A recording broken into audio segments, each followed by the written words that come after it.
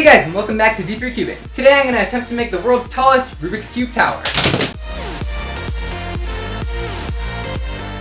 So way back in 2015, I made my first Rubik's Cube tower. I got the idea from cubing competitions back in the day, when people sitting at the same table would stack up all their cubes together and try and make as tall a tower as possible. So as soon as I had collected enough cubes to reach all the way from the floor to the ceiling, I made a video where I stacked them all up and successfully made a full tower all the way up to the ceiling, supported only by a little set of drawers against the wall. Then in 2019, in this exact location, almost exactly 2 years ago now, I made a much better video showing the process of making some very similar cube towers. They were almost the exact same height, but they were totally freestanding, not being supported by the wall at all. In fact, let me just give you a visual by recreating that current best Rubik's Cube tower right here and now.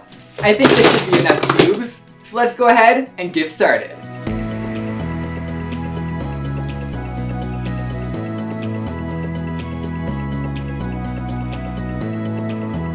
Alrighty, so last time I did this, I found that it was almost impossible without adding some sort of temporary support right in the middle. So that's what these boxes are here. I have basically taped it to one of these middle cubes just to make it a little bit more supportive until I have it connected to the ceiling where it kind of wedges itself in and supports itself. So the most terrifying part here is that I have to untape this from the wall without the cube tower falling over. So here we go. Throw that down there.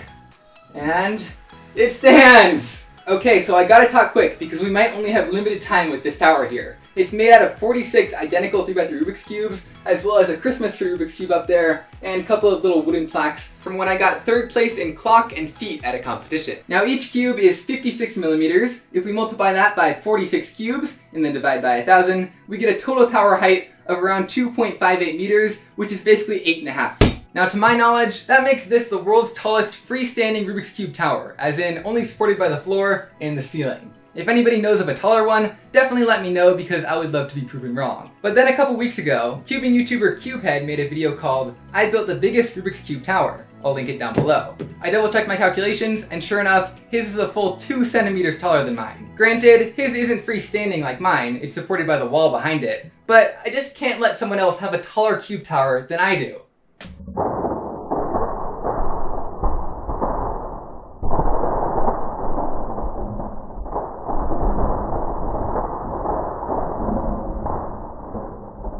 So, because the ceiling in my room isn't high enough to build a taller tower, well, let's just say I found a bigger room. In here, we should have about double the distance from the floor to the ceiling, allowing for theoretically twice as tall of a tower. Now last time, we were only barely able to get the cubes in the tower to support themselves without touching the wall. So this time, with almost twice as many cubes, there is no way the tower is going to be freestanding, which is why we're going to be using the help of this corner. From experience, I know that making a cube tower is so much easier when it's leaning up against a wall, and that's exactly what Cubehead did. So if he used one wall to support his highest tower, I see no reason why I can't use 2 walls. Also, I happen to have over double the number of identical 3x3s as I showed you before, well over 100 and plenty to make it all the way to the ceiling, if that's even possible. So let's get stacking and find out.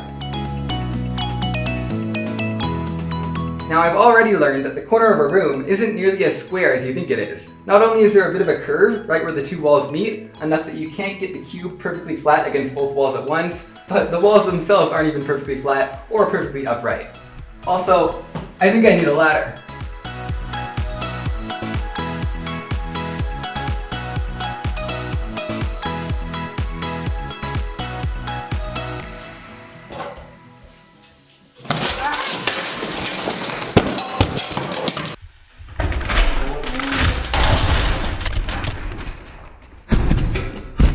So as you just saw there, we just had a bit of a catastrophic failure. Luckily, a little bit of the tower is still standing down there. You can't really see it, but I will start rebuilding from there. I'm actually going to move the ladder up a couple rungs. That'll make things a little bit easier.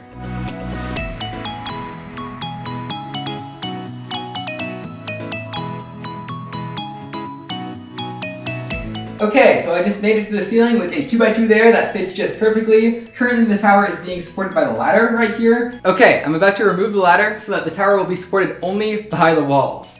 Frankly, I'll be a little bit surprised and very happy if this stays standing.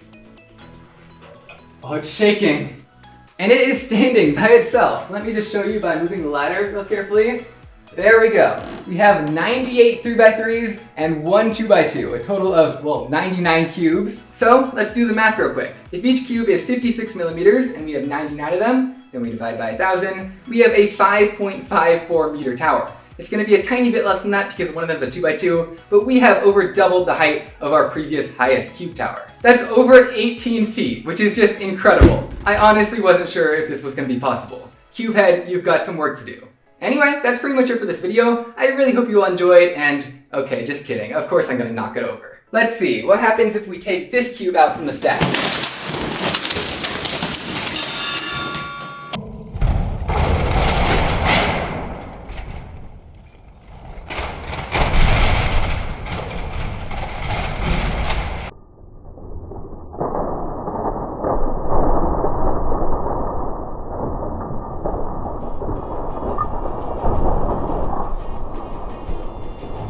I'll see you guys next time!